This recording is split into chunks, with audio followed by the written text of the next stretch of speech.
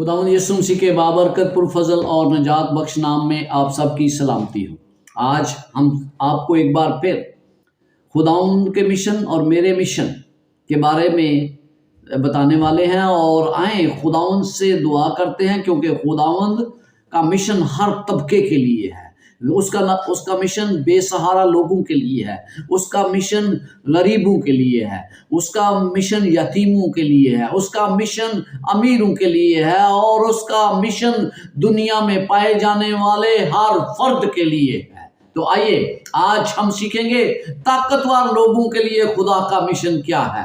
आपकी जिंदगी में बहुत से अमीर लोग आते हैं, आपकी जिंदगी में बहुत से गरीब लोग आते हैं, आपकी जिंदगी में बच्चे आते हैं, आपकी जिंदगी में यतीम बेसहारा लोग आते हैं। उनके लिए खुदा का क्या मिशन है। और आज खास तौर पर हम देखेंगे कि ताकतवर, बाख्तियार, अमीर लोगों के लिए खुदा का मिशन क्या है। और अगर हम देखें तो हमें पता चलता है कि ऐसे दुनिया में ऐसे लोग मौजूद हैं, ऐसे लोग बहुत से हैं जो हमारे दायरा असर से बाहर हैं। वो ताकतवर लोग हैं, वो अमीर लोग हैं, ऐसे लोग जो मुआशरती सलीतों से भरपूर हैं, ऐसे लोग जिनकी समाज में बहुत बड़ी इज्जत है, अजीम लोग, ताजर लोग, बिजनेसमैन, ये तमाम सियासतदान, ये तमाम रहनुमा ऐसे लोग हैं जो हमारे दायरा असर से बाहर हैं। अगर ये तमाम लोग खुदा के हमारे दायरा असर से बाहर हैं तो क्या खुदा के मिशन से खारिज हैं? क्या इन्हें निजात के पैगाम की जरूरत नहीं? यकीनन हम सब की तरह इन अमीर, इन ताकतवर, इन सियासतदानों के लिए भी खुदा के फजल की जरूरत है। जितनी खुदा के फजल की जरूरत आपको है, उतनी ही इन्हें भी खुदा के फजल की जरूरत है। इन्हें निजात दहिंदा को जानने की जरूरत है। खुदा अपने वफादार खादमों और मखसूस हालात को इन मुनफरद ग्रोह तक पहुंचने में हमारी रहनुमाई करता है। खुदा ऐसे हालात पैदा करता है, उनकी ऐसी जरूरियात हैं जिनके जरिए हम उन तक पहुंचते हैं। हम उनकी इन ज़रूरियात को इस्तेमाल करते हैं। हम देखते हैं कि उनकी ज़रूरियात क्या हैं और किस तरह हम उन्हें यीशु मसीह के पास ले जा सकते हैं। बाइबल मुकद्दस में बहुत सी ऐसी कहानियां मौजूद हैं जिसमें बहुत से अमीर, बासर, ताकतवर लोगों को खुदा मुख्तलिफ तरीकों से अपने करीब लाया या किसी हादसे की बदौलत वो खुदा के करीब आ गए। पहली बात, हम नबूकदनेस्सर के बारे में सीखने वाले हैं जिसको आजिज़ी की जरूरत थी। फिर हम नमान के बारे में सीखने वाले हैं जिससे इस बात की जरूरत थी कि वो खुदावंद में मजीद तरक्की करे। फिर हम निकोदीमस के बारे में तबादला ख्याल करेंगे जिससे निजात दहिंदा की जरूरत थी। फिर हम ताकतवर हुक्मरान के बारे में सीखेंगे जिसमें तरजीहात का तयन करने के बारे में सिखाया जाएगा। फिर हम अरमतिया के यूसुफ के बारे में सीखेंगे जिसे खुदा ने इस्तेमाल किया और उसने अपनी दौलत खुदा के लिए सर्व कर दी। तो आइए इन अजीम शख्सियात के बारे में आज सीखते हैं। पहले नबूकदनेस्सर को आजिज़ी की जरूरत थी। क्यों उसे आजिज़ी की जरूरत थी? वो मगरूर बादशाह, वो जानता था कि वो बहुत बाअसर ताकतवर बादशाह है। वो जानता था कि उसके सामने कोई दुनिया की ताकत नहीं ठहर सकती। लेकिन हमें बताया जाता है बाइबल में कि निजात सिर्फ मुंतहिब या एक ग्रोह के लिए नहीं है। जिस तरह निजात यहूदियों के लिए थी उसी तरह निजात इसके लिए भी थी। पहला तीमुथियुस 2 बाब और उसकी 4 आयत में लिखा है, वो चाहता है कि सब आदमी निजात पाएं और सच्चाई की पहचान तक पहुंचे। यीशु का कफारा पूरी इंसानियत का अहाता करता है। इसमें किसी भी कौम या सदर या बासर अफराद या बादशाह इससे बाहर नहीं है। खुदा के निजात के मंसूबे में तमाम लोग शामिल हैं। तो हम ऐसे लोगों तक अमली तौर पर रसाई करना हमारे लिए बाज़-औक़ात नामुमकिन होता है। दूसरी जानब वो इक़्तिदार में होते हैं, वो ताकतवर होते हैं, वो अख्तियार रखते हैं और वो सोचते हैं कि उन्हें किसी तरह भी किसी चीज़ की ज़रूरत नहीं। وہ سوچتے ہیں کہ ان کے پاس ہر چیز موجود ہے، ان کی تعلیم، مہارت، ذہانت، یہ سب انہیں خدا کی طرف سے ملتی ہے، اور وہ سوچتے ہیں کہ وہ تمام دنیا کے مقاصد حاصل کر سکتے ہیں۔ یہی کچھ نبوکت نظر کے ساتھ بھی تھا۔ نبوکت نظر بادشاہ جس نے اسرائیلیوں کو اسیر کیا، انہیں بابل میں لے گیا، نبوکت نظر بہت عظیم بادشاہ تھا۔ اس کہانی میں بہت کچھ پایا جاتا ہے۔ دانیل 4 باب اور اس کی 30 آیت میں یوں لکھا ہے، خداوند کا کلام اپنے بندہ کی معرفت یوں فرماتا ہے۔ یہاں پر لکھا ہے، بادشاہ نے فرمایا، کیا یہ بابل عظیم نہیں جس کو میں نے اپنی توانائی کی قدرت سے تعمیر کیا ہے کہ دارالسلطنت اور میرے جو جلال کا نمونہ ہو۔ جب اس نے یہ تمام کچھ حاصل کیا، جب وہ تمام کچھ حاصل کر چکا، تو وہ سوچنے لگا کہ کیا یہ تمام کچھ میں نے اپنی محنت سے حاصل نہیں کیا؟ بلند مرتبہ لوگوں تک رسائی حاصل کرنے کے لیے خدا خاص طریقے استعمال کرتا ہے، اور پھر ہم دیکھتے ہیں کہ کس طرح خدا نے اسے اپنے قریب لانے کا بندوبست کیا، کس طرح نبوکت نظر خدا کے پلان میں شامل تھا کہ اسے نجات دی جائے۔ وفادار لوگوں کو جیسے دانیل کو بااثر طریقے سے نبوکت نظر کے لیے استعمال کر رہا تھا، وہ دانیل کو اتنا اس نے بااثر بنایا کہ اس کی رسائی نبوکت نظر تک تھی، تاہم انہیں طاقتور تک پہنچنے کے لیے خدا ایک پل کے طور پر استعمال کر رہا تھا۔ دانیل 4 باب اور اس کی 19 آیت میں بڑے واضح طور پر بتایا گیا ہے کہ خدا دانیل کے ذریعے کیا چاہتا تھا۔ بس تب دانیل، جس کا نام بیلشزر ہے، 1 سال تک سرسیما رہا اور اپنے خیالات میں پریشان ہوا، اور بادشاہ نے اسے کہا، اے بیلشزر، خواب اور اس کی تعبیر سے تو پریشان نہ ہو۔ بادشاہ کو جو خواب آیا اس میں یہ تھا کہ اس نے ایک بہت بڑا درخت دیکھا جس کی چھاؤں میں دنیا کی تمام قومیں بستی۔ وہ ہوتے ہوتے وہ درخت کاٹ دیا گیا، اور اس درخت کو سنبھالنے والا کوئی نہیں تھا، اور پھر دیکھتے ہیں کہ اس کا تنا باقی رہا، اور کچھ عرصوں کے بعد وہ پھر زندہ کیا گیا۔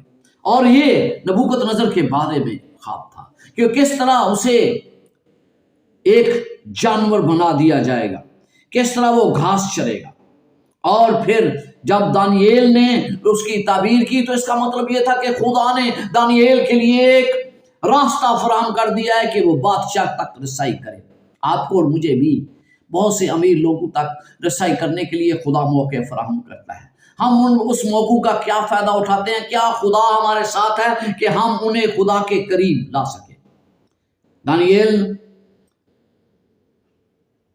نے اس خواب کی تعبیر بتائی۔ خدا براہ راست مداخلت کرتا ہے، اس کے غرور کو، اس کے تکبر کو خدا ختم کرنے والا تھا، اور خدا نے اس کو ختم کر دیا، اور انہیں خدا پر ان کے انصار کو پہچاننے کے لیے رہنمائی کرتا ہے۔ خدا رہنمائی کرتا ہے کہ وہ ہم پر انصار کرے۔ آئیے دانیل 4 باب اور اس کی 33 آیت سے پڑھتے ہیں۔ یہاں پر خداوند کا کلام میں یوں لکھا ہے، اس وقت نبوکدنصر بادشاہ یہ بات پوری ہوئی، اور وہ آدمیوں میں سے نکالا گیا، اور بیل کی طرح گھاس کھاتا رہا، اور اس کا بدن آسمان کی شبنم سے تر ہوا، جہاں تک کہ اس کے بال عقاب کے پروں کی مانند اور اس کے ناخن پرندوں کے چنگل کی مانند بڑھ گئے۔ اور ان ایام سے گزرنے کے بعد میں نبوکدنصر نے آسمان کی طرف آنکھیں اٹھائیں، اور میری عقل مجھ میں پھر آئی، اور میں نے حق تعالیٰ کا شکر کیا اور اس حی القیوم کی حمد و ثنا کی، جس کی سلطنت اور اس کی مملکت پشت در پشت ہے، اور وہ زمین کے تمام باشندے ناچیز گنے جاتے ہیں۔ وہ آسمانی لشکر اور اہل زمین کے ساتھ جو کچھ چاہتا ہے کرتا ہے، اور کوئی نہیں جو اس کا ہاتھ روک سکے یا اس سے کہے کہ تو کیا کرتا ہے۔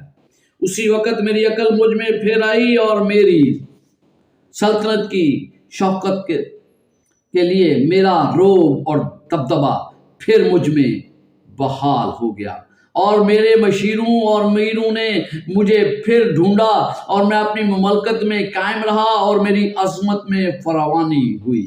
اب میں نبوکت نظر آسمان کے بادشاہ کی ستائش و ترکیم و تعظیم کرتا ہوں، اور کیونکہ وہ اپنے سب کاموں میں راست اور اپنی سب راہوں میں عادل ہے، اور جو مغروری میں چلتے ہیں ان کو ذلیل کر سکتا ہے۔ آپ دیکھتے ہیں کہ کس طرح ایک بہت بڑے بادشاہ کے قریب خدا نے لانے کے لیے، اپنے قریب لانے کے لیے کس طرح دانیال کو استعمال کیا، اسی طرح وہ تمام لوگوں کو استعمال کر سکتا ہے۔ دوسرا جس کے بارے میں ہم سوچنے لگے ہیں وہ نعمان ہے۔ بڑھنے کے لیے اسے وقت درکار تھا، ایسا وقت جو اگرچہ نعمان بہت بڑا سورما تھا، اس کی سلطنت میں خدا نے اسے بہت سی فتوحات دی تھی۔ آرام کے ملک میں نعمان ایک بہت بڑی حیثیت تھا، سپہ سالار اعظم۔ اور جب ہم دوسرا سلاطین اس کا 5 باب پڑھتے ہیں تو ہمیں پتہ چلتا ہے کہ خدا اس کو استعمال کر رہا تھا۔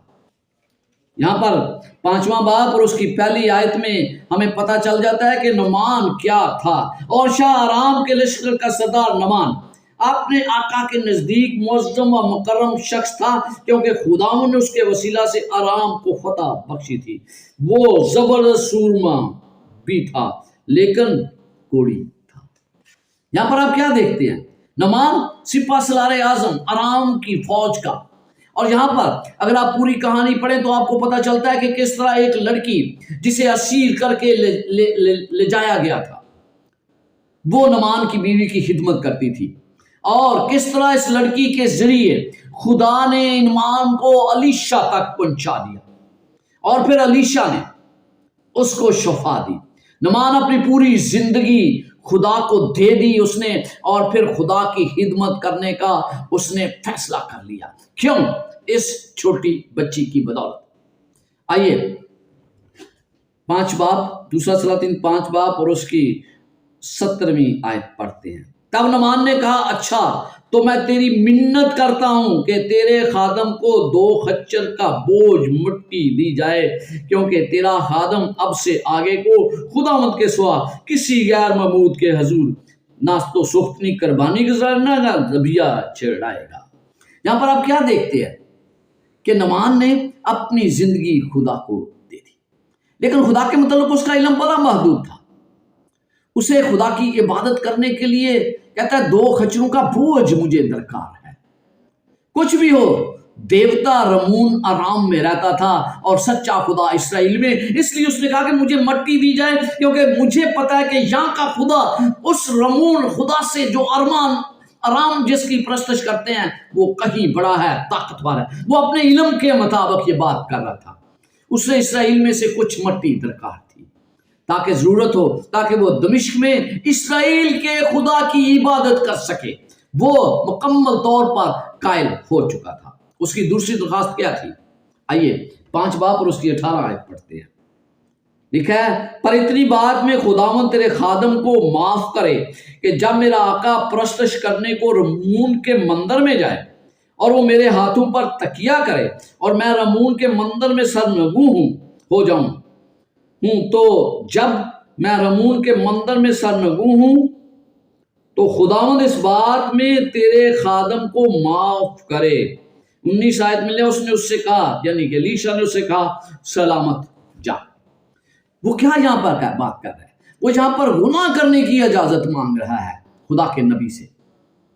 وہ جانتا تھا کہ اس کی سیاسی ذمہ داریاں ہیں جس میں اسے اپنے اس نئے ایمان کے برعکس چلنا پڑے گا، لیکن الیشا نے اسے نہیں جھڑکا۔ الیشا نے اس کو کہا سلامتی سے جا، اور نہ ہی اس کی غلطی کو درست کیا۔ کیوں اس نے ایسا نہیں کیا؟ اس لیے کہ اسے ایمان میں بڑھنے کی ضرورت تھی، اور وہ موقع نعمان کو دیا گیا۔ الیشا نے اس کو موقع دیا۔ کیوں؟ اسے خداوند میں بڑھنے کی ضرورت تھی، اسے اور جاننے کی ضرورت تھی، اس میں تبدیلی کی ضرورت تھی، اور اس کے لیے اسے وقت درکار تھا۔ جب آپ کسی سے ملتے ہیں، نیا شخص کوئی ملتا ہے جو خدا کے قریب آنا چاہتا ہے، تو اسے وقت دے، اس کے ساتھ وقت گزارے، اسے ایسا اتنا وقت دے کہ وہ مسیح میں ترقی کر سکے، اسے خداوند میں بڑھنے دے، اسے تبدیل ہونے کے لیے وقت دے، اس کی مدد کرنے کے لیے۔ ہم دیکھتے ہیں کہ بعد میں الیشا دمشق میں گیا تاکہ اس کی مدد کی جائے۔ جو بھی خدا کو قبول کرتا ہے، ہمیں اس کی مدد کرنے کی ضرورت ہے۔ دوسرا سلاطین 8 اور اس کی 7 آیت میں جو لکھا ہے، اور الیشا دمشق میں آیا اور اشا آرام بن ندو بیمار تھا، اور اس کو خبر ہوئی کہ وہ مرد خدا ادھر آیا ہے۔ یعنی یہاں پر دمشق میں کون بادشاہ تھا؟ دمشق میں بن ہدو بادشاہ تھا، لیکن اس کا سپہ سالار کون تھا؟ نعمان۔ یقیناً اس سے ملاقات ہوئی اور اس کے ایمان کو اس سے مضبوطی ملی کہ اس نے اس کو ٹھیک کیا۔ ایک اور شخص کے بارے میں ہم سیکھیں گے، نیکودیمس، جسے نجات دہندہ کی ضرورت تھی۔ یونا 3 باب میں اس کی کہانی پائی جاتی ہے۔ یونا 3 باب اور اس کی پہلی اور دوسری آیت میں پڑھنے لگا ہوں۔ یہاں پر لکھا ہے، فریسیوں میں سے ایک شخص، نیکودیمس نام یہودیوں کا ایک سردار تھا، اس نے رات کو یسوع کے پاس آ کر اس سے کہا، اے ربی، ہم جانتے ہیں کہ تو خداوند کی طرف سے استاد ہو کر آیا ہے، کیونکہ جو معجزے تو دکھاتا ہے کوئی شخص نہیں دکھا سکتا جب تک خدا اس کے ساتھ نہ ہو۔ وہ یہ تسلیم کرتا تھا کہ یسوع مسیح خدا کی طرف سے ہے، یسوع مسیح کی تعلیم خدا کی طرف سے ہے۔ یونا 3 باب اور اس کی دوسری آیت میں لکھا ہے کہ جو شخص جو معجزے کوئی نہیں دکھا سکتا تو دکھاتا ہے۔ نیکودیمس اسرائیلیوں کا سردار تھا، سر عام یہ تسلیم کرنے سے گریز آتا، وہ یسوع مسیح کو سر عام لوگوں کے سامنے اقرار کر کے نہیں بتانا چاہتا تھا کہ وہ اس کا قائل ہے، یسوع مسیح کو وہ ربی جانتا ہے، لیکن مغروری تھی اس کے اندر۔ اسی مغروری کی وجہ سے، اسی کی طاقت و حیثیت کی وجہ سے وہ یسوع کے ساتھ براہ راست بات کرنے نہیں کرنا چاہتا، اسی لیے وہ رات کے اندھیرے میں آیا تاکہ لوگ اسے نہ دیکھیں۔ اسے ایک بات کا خطرہ تھا، وہ یہ کہ اس کے دوست اس سنہیڈرین کا ممبر ہونے کے ناطے جو اس کے ساتھی ہیں وہ اس کو مسترد کر دیں گے، اسے یہ خوف تھا، لیکن خدا اس کے ساتھ بڑے صبر سے کام کر رہا تھا۔ خدا نے اس کے ساتھ اس کی زندگی کو تبدیل کر دیا، اس کی ایک رات کی ملاقات نے یکسر طور پر اسے تبدیل کر دیا، کیونکہ ہمیں پتہ چلتا ہے کہ جب یسوع مسیح مشکل وقت میں تھا تو اس کی زندگی بچانے کے لیے خدا نے اس کو استعمال کیا۔ یونا 7 باب 40 سے 53 آیت میں آپ اس کے بارے واضح طور پر پڑھ سکتے ہیں۔ جب نیکودیمس نے دیکھا کہ یسوع مسیح کو مصلوب کر دیا گیا ہے، یسوع مسیح کو آسمان اور زمین کے درمیان لٹکا دیا گیا ہے، تو اس کو اس کی وہ بات یاد آئی جس میں اس نے کہا تھا، وہ یونا 3 باب اور اس کی 14 آیت میں کہتا ہے، جس طرح موسیٰ نے سانپ کو بیابان میں اونچے پر چڑھایا تھا، اسی طرح ابن آدم بھی اونچے پر چڑھایا جائے گا۔ اسے اب شک نہیں تھا، جب یسوع مسیح کی صلیبی موت کے بعد اسے کوئی شک نہیں تھا، اسے نجات دہندہ مل گیا ہے، اور اب اس کی کوئی پرواہ نہیں تھی کہ اس کے دوسرے ساتھی ناراض ہوتے ہیں یا نہیں ناراض ہوتے، اس کے بارے وہ کیا سوچتے ہیں، اس سے کوئی اسے فرق نہیں پڑتا تھا۔ اس نے فیصلہ کر لیا کہ وہ یسوع مسیح کی پیروی کرے گا، اور اس نے مکمل طور پر اپنی زندگی یسوع مسیح کو دے دی، کیونکہ اس کے دفن کرنے کے تمام تر اخراجات یونا 19 باب میں ہمیں بتایا گیا ہے کہ نیکودیمس نے برداشت کیے۔ نیکودیمس اس کے دفاع کرنے میں آگے آیا، اب اس کو سوال کرنے کی ضرورت نہیں تھی، اس نے شاگردوں کے ایمان کی حوصلہ افزائی کی۔ یسوع مسیح کی صلیبی موت کے بعد، آسمان پر جانے کے بعد، اس نے یروشلم کی کلیسیا کو مضبوط کرنے کے لیے اپنا تمام کچھ دن دولت صرف کر دیا، اور تاکہ انجیل کی منادی کو آگے بڑھایا جا سکے۔ یہ دولت مند شخص، یہ با اثر، یہ برس اقتدار شخص خدا کے قریب آ گیا، کیونکہ خدا نے اس کو استعمال کرنا تھا۔ پھر ہم ایک نوجوان کے بارے میں کہانی پڑھتے ہیں، جو نوجوان تھا، جو یسوع مسیح کے ساتھ پاس بھاگتا ہوا آیا، وہ نجات حاصل کرنا چاہتا تھا، لیکن دولت مندوں کے لیے بہت سے ترجیحات کا تعین کرنا وقت کی ضرورت ضرور ہوتی ہے، لیکن ان کے لیے مشکل ہوتا ہے۔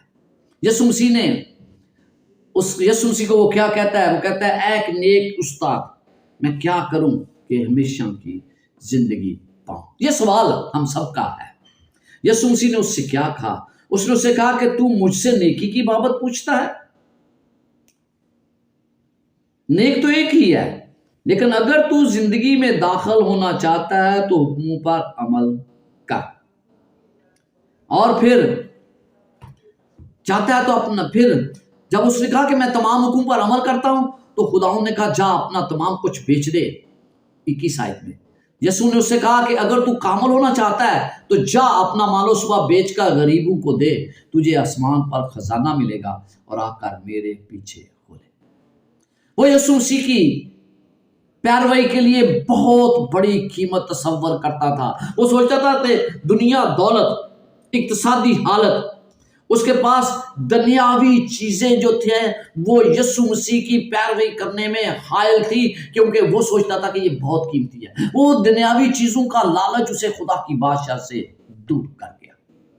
کیا یسوع مسیح نے جب وہ چلا گیا، کیونکہ وہ دولت اپنی نہیں دینا چاہتا تھا، آسمان پر خزانہ نہیں چاہتا تھا، اور ہم میں سے بھی بہت سے لوگوں کو دنیاوی چیزوں کا لالچ خدا کی بادشاہ سے دور کر دے گا، کیونکہ ہم دنیاوی چیزوں کے لالچ میں خدا کے راستے کو ترک کر دیتے ہیں۔ بائبل مقدس میں لکھا ہے کہ اس نے جب وہ چلا گیا تو یسوع مسیح نے کیا کہا؟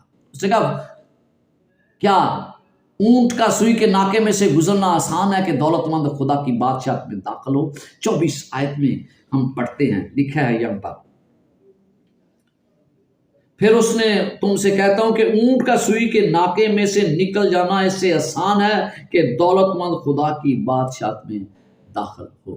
دوسری جانب اگر دولت مند نہیں بچا جا سکتے تو پھر کون نجات پا سکتا ہے؟ یہ تھا وہ سوال جو شاگردوں نے یسوع مسیح سے کیا۔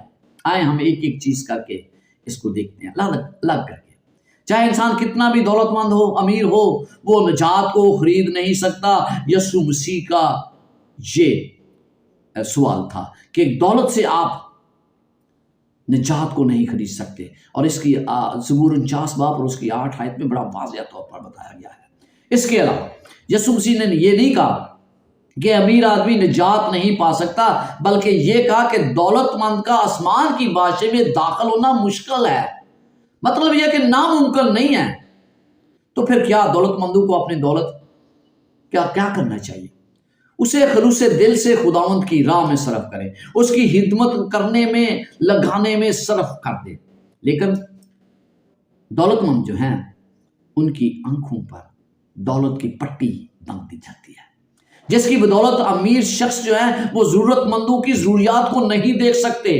وہ دیکھتے ہیں کہ ان کی ضروریات کیا ہے، وہ کس طرح زندگی گزاریں گے، یا وہ یہ کرتے ہیں کہ دولت کی وجہ سے وہ خدا بن جاتے ہیں، کیونکہ آپ زندگی میں زیادہ سے زیادہ کس کو اہمیت دیتے ہیں، وہ سب سے زیادہ اہم ہے، وہ سب سے زیادہ دولت کو اہمیت دیتے ہیں۔ لہٰذا امیر آدمی کے لیے آسمان کی بادشاہی میں داخل ہونے کے لیے انہیں اپنی ترجیحات کو تبدیل کرنا پڑے گا، خدا کو پہلا درجہ دینا ہوگا۔ اور اس امیر شخص کے لیے خدا یہی الفاظ استعمال کر رہا تھا کہ اپنی دولت کو چھوڑ کر اپنی ترجیحات کو تبدیل کرو۔ مجھے اور آپ کو اپنی ترجیحات کو تبدیل کرنے کی ضرورت ہے۔ زکئی کی طرف دیکھیں، زکئی نے اپنی ترجیحات تبدیل کی، اس کو اپنی مکمل دولت خدا کے لیے دینا نہیں پڑی، جس طرح خدا نے اس سے کہا اپنی دولت ترک کرنے کی اسے ضرورت نہیں تھی۔ خدا نے اس کے لیے راستے کھول دیے اور وہ نجات حاصل کرنے میں کامیاب۔ کس طریقے سے میں نجات حاصل کرتا ہوں؟ کیا میں پیسے کے بل بوتے پر نجات حاصل کرنا چاہتا ہوں؟ یا میں خدا کو قبول کرتا ہوں اور پھر اس کے لیے مجھے کچھ بھی کرنا پڑے میں کرنے کے لیے تیار ہوں؟ آئیے لوکا 19 باب اور اس کی 8 سے 10 آیات دیکھتے ہیں۔ اور زکئی نے کھڑے ہو کر کہا، خداوند سے کہا، اے خداوند دیکھ، میں اپنا آدھا مال غریبوں کو دیتا ہوں، اور اگر کسی کا کچھ نہ حق لے لیا ہے تو اس کو چگنا ادا کرتا ہوں۔ یسوع نے اس سے کہا آج اس گھر میں نجات آئی ہے، اس لیے کہ یہ بھی ابراہیم کا بیٹا ہے، کیونکہ ابن آدم کھوئے ہوئوں کو ڈھونڈنے اور نجات دینے آیا ہے۔ تو پھر دولت مند خدا کی بادشاہت کے وارث ہو سکتے ہیں۔ ضروری نہیں کہ آپ کو دولت کے لیے تمام دولت خداوند کے لیے دینی پڑے، آپ کو ترجیحات کا تعین کرنا ہے، جس طرح زکی نے کیا اور پھر خدا نے اس کے لیے راستے ہموار کر دیے۔ ایک اور امیر شخص کے بارے میں ہم سیکھیں گے، اور یہ آخری ہے جس کے بارے میں یوسف ارمتیہ۔ مل کر کام کرنے کی ضرورت ہے۔ یوحنا 19 باب اور اس کی 38 آیت میں لکھا ہے، ان باتوں کے بعد ارمتیہ کے رہنے والے یوسف نے جو یسوع کا شاگرد تھا لیکن یہودیوں کے ڈر سے خفیہ طور پلاطس سے اجازت چاہی کہ یسوع کی لاش لے جائے۔ پلاطس نے اجازت دی، پس وہ آ کر اس کی لاش لے گئے۔ یوسف نے واضح طور پر یہ دعویٰ کیا کہ وہ یسوع مسیح کا شاگرد ہے۔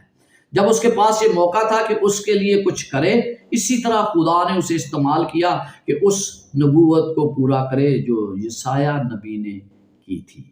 یسایہ 53 باب اور اس کی 9 آیت میں ہم اس کے بارے میں پڑھتے ہیں۔ آئیے میرے ساتھ بائبل مقدس کا یسایہ نبی کا صحیفہ، اس کا 53 باب اور اس کی 9 آیت پڑھتے ہیں۔ یہاں پر لکھا ہے، اس کی خبر بھی شریروں کے درمیان ٹھہرائی گئی اور وہ اپنی موت میں دولت مندوں کے ساتھ ہوا، حالانکہ اس نے کسی طرح کا ظلم نہ کیا تھا اور اس کے منہ میں ہرگز چھل نہ تھا۔ یسوع مسیح نے اپنی زندگی دوسروں کے لیے دے دی۔ یوسف کی مداخلت کے بغیر یسوع کے کام قبر میں دفن کیا جاتا، کیونکہ شاگرد پلاطس سے کبھی بھی یسوع کی لاش دفنانے کے لیے نہیں کہہ سکتے تھے۔ امیر اور طاقتور کی جانب سے مشن کو پورا کرنے کا ایک طریقہ یہ ہے کہ انہیں مشن کے ساتھ تعاون کرنے کا موقع فراہم کیا جائے، انہیں کسی ایسے پروجیکٹ کی طرف لے کر آئے، انہیں ایسے کمیونٹی پروجیکٹ تجویز آپ کر سکتے ہیں۔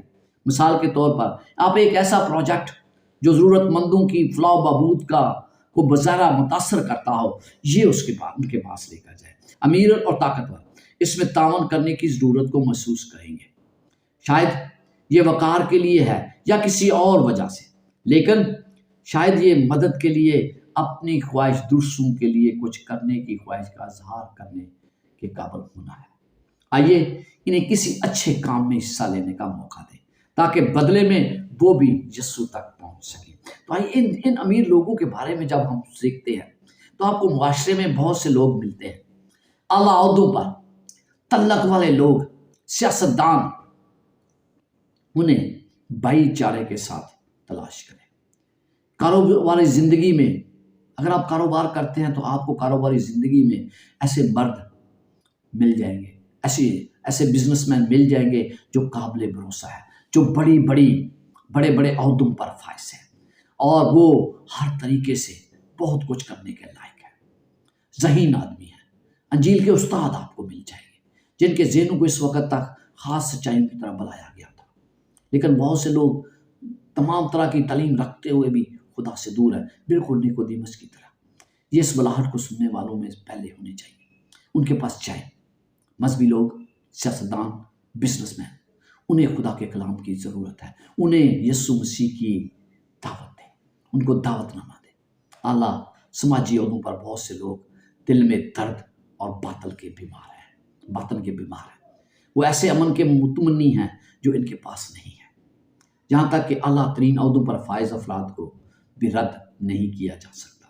ان میں سے بہت سے نجات کے لیے بھوکے اور پیاسے ہیں۔ تو آئیے ہم ان کی پیاس کو بجھائیں، انہیں خدا کے پاس لائیں تاکہ وہ اپنی زندگی کو خداوند کو دے سکے۔ اگر آپ کسی ایسے امیر شخص کو جانتے ہیں تو اس کے لیے دعا کرنی شروع کریں، خدا یقیناً اس کے طاقت کو استعمال کرے گا۔ خدا نے اسطیفنس کی دعا کو سنا اور اس کے بدلے میں ساؤل جو پلوس کا لایا وہ مسیح کے پاس آیا۔ کسی ایسے شخص کو جس کے بارے میں آپ نہیں جانتے، ای میل کریں، میسج کریں اور اسے خدا کے کلام کی دعوت دیں اور اس کے لیے مسلسل دعا کریں۔ یقیناً خدا امیروں کے لیے ایک مشن رکھتا ہے اور وہ مشن آپ کے ذریعے پورا کرنا چاہتا ہے۔ تو آئیں اس کے مشن میں حصے دار بنیں اور ان امیروں تک رسائی حاصل کرنے کے لیے کوئی نہ کوئی طریقہ حاصل کرے، کیونکہ خدا ان امیر لوگوں تک پہنچنا چاہتا ہے اور انہیں نجات دینا چاہتا ہے، کیونکہ ان کے لیے بھی نجات اتنی اہم ہے جتنی آپ کے لیے ہے اور میرے لیے ہے۔ خداوند آپ کے ساتھ اور آپ کو برکات سے نوازے، آمین۔